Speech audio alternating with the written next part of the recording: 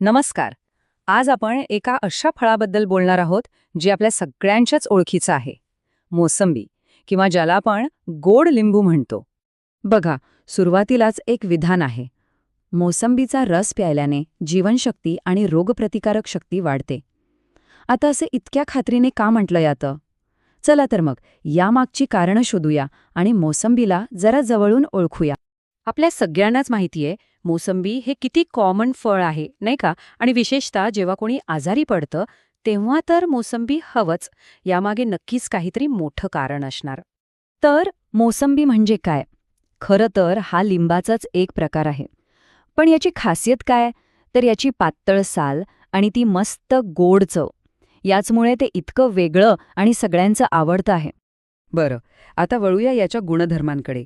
विशेषतः आयुर्वेदात याबद्दल काय सांगितलंय, ज्यामुळे हे फळ इतकं फायदेशीर ठरतं?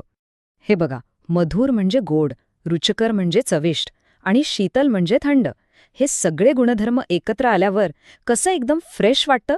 म्हणजे नुसती तहानच नाही भागवत, तर समाधान मिळतं, एक प्रकारची एनर्जी येते आणि शरीराला पोषणही मिळतं. आणि हो, यात एक खूप महत्वाचा सायंटिफिक पॉइंट आहे.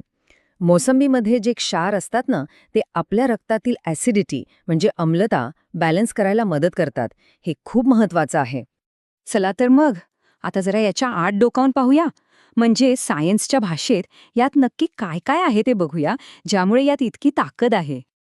अरे वा, इथे बघा, मोसंबीमध्ये जवळपास 85% तर पाणीच असतं. म्हणजे शरीर हायड्रेटेड ठेवण्यासाठी हा एक किती उत्तम आणि नॅचरल उपाय आहे, नाही का? पाण्याशिवाय यात कॅल्शियम, फॉस्फरस, लोह, व्हिटॅमिन ए असे अनेक महत्वाचे घटक आहेत. पण या सगळ्यांमध्ये एक गोष्ट आहे जी आपलं लक्ष वेधून घेते. 63 मिलीग्रॅम.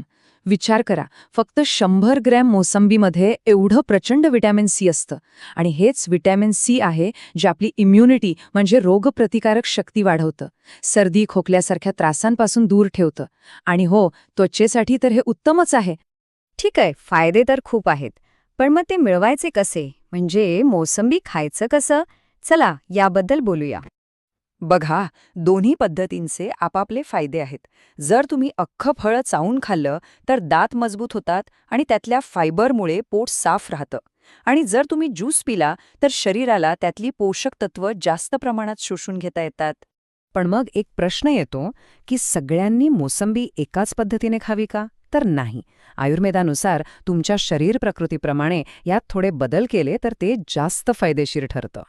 उदाहरणार्थ, ज्यांची प्रकृती कफ आहे, म्हणजे ज्यांच्या शरीरात थंडावा आणि जडपणा जास्त असतो, त्यांच्यासाठी एक सोप्पा उपाय आहे. त्यांनी हा रस थोडा कोमट करून प्यावा किंवा त्यात 2 चमचे आल्याचा रस टाकावा. असं केल्याने तो रस शरीराला जास्त मानवतो. आणि आता येऊया मोसंबीच्या सगळ्यात महत्त्वाच्या आणि प्रसिद्ध भूमिकेकडे, म्हणजे आजारपणातलं त्याचं महत्त्व. तुम्ही पाहिलं असेल, जेव्हा ताप येतो किंवा काही खावंसं वाटत नाही, तेव्हा काहीच जात नाही पोटात. अशा वेळी मोसंबीचा रस एनर्जी टिकवून ठेवण्यासाठी आणि पोषण देण्यासाठी अक्षरशः अमृतासारखं काम करतो. एवढंच नाही, याचा थेट फायदा आपल्या पचनसंस्थेलाही होतो. हा रस पोटातली ॲसिडिटी कमी करतो, भूक वाढवतो आणि पचनाच्या ज्या काही लहान मोठ्या तक्रारी असतात ना, त्या सगळ्या दूर करायला मदत करतो. तर आठवतंय, आपण सुरुवातीला काय म्हटलं होतं? की मोसंबीचा रस जीवनशक्ती आणि रोगप्रतिकारक शक्ती वाढवतो. आता या सगळ्या माहितीनंतर ते विधान किती खरं आहे हे नक्कीच पटलं असेल. किती कमाल आहे ना, एका साध्या दिसणाऱ्या फळात आरोग्याचा केवढा मोठा खजिना लपलेला आहे. आणि मग विचार येतो की आपल्या आजूबाजूला निसर्गात अशी अजून कितीतरी आश्चर्य असतील जी फक्त आपण त्यांना पुन्हा शोधून काढण्याची वाट बघत आहेत.